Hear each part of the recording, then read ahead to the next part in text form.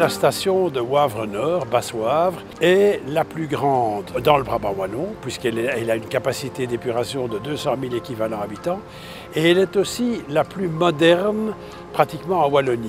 En fait, ce qui est une des caractéristiques importantes, c'est que nous en sommes ici déjà à la deuxième génération de stations d'épuration. Donc, cette station d'épuration était la première que nous ayons construite il y a déjà plus de 20 ans, et maintenant nous l'avons entièrement modernisée. Nous avons porté sa capacité de 165 000 équivalents habitants à 200 000 équivalents habitants pour évidemment faire face à l'accroissement de la population d'une part et au développement industriel de la région de l'autre.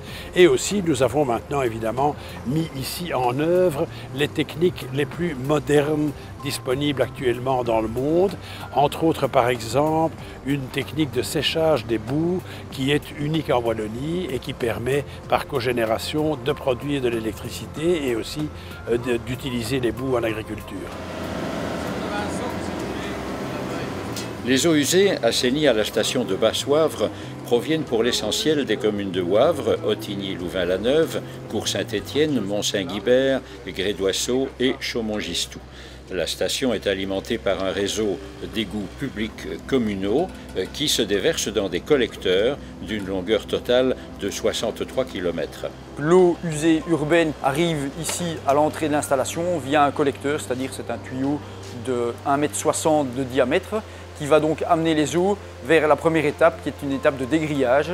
C'est un appareil qui va permettre de retirer les déchets les plus grossiers, les morceaux de bois, les pierres et autres, de l'eau qui arrive pour éviter des problèmes par la suite.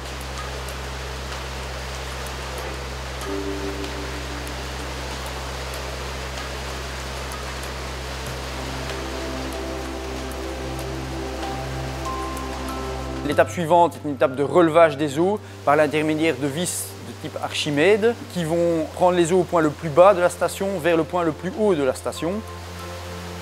Ces vis peuvent remonter jusqu'à plus de 4 millions de litres à l'heure. Un dégrillage fin, on retire les déchets les plus fins, passe ensuite vers des traitements de dessablage et de déshuilage. Donc comme le nom indique, on retire le sable, on retire les huiles.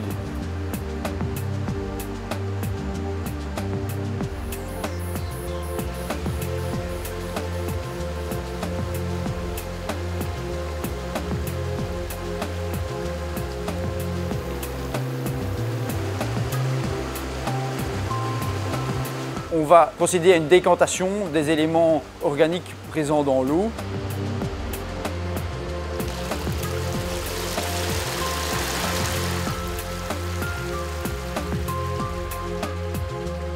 Pour enfin arriver à un deuxième relevage et à l'entrée dans les bassins biologiques. C'est un traitement totalement naturel qui permet en fait aux bactéries de se nourrir de la pollution qui se trouve dans l'eau.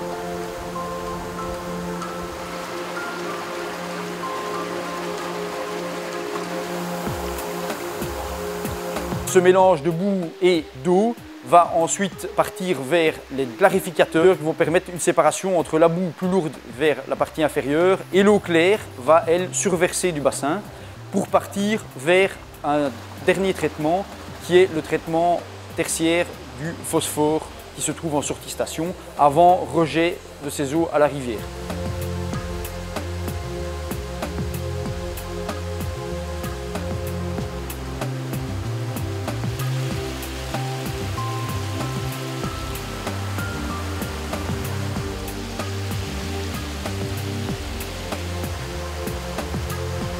Nous effectuons toute une série d'analyses pour contrôler la qualité de l'eau que nous rejetons à la rivière, étant donné que nous sommes soumis à toute une réglementation en matière de rejet que nous devons respecter. Ce n'est absolument pas de l'eau potable parce que premièrement ce n'est pas le but de la station d'épuration, mais par contre c'est une eau qui est totalement bonne point de vue qualité de la pisciculture, des poissons donc, et également de la flore qui peut se trouver au bord des cours d'eau. Les boues issues du traitement de l'eau vont être ensuite envoyées vers un procédé de digestion. C'est un procédé qui va permettre la fermentation des boues et donc la réduction de la quantité de boue de l'installation. La fermentation produit du gaz. Ce gaz, c'est du méthane et ce biogaz va pouvoir être utilisé sur une cogénération, c'est-à-dire un moteur qui fonctionne au gaz et qui entraîne une génératrice et produit de l'électricité qui peut être renvoyée sur le réseau de distribution d'électricité. Les boues issues de cette digestion vont être ensuite déshydratées, passer de la phase liquide à la phase solide. Et enfin, dernière technologie spécifique à la station de Wavre, c'est l'installation d'un sécheur de boue.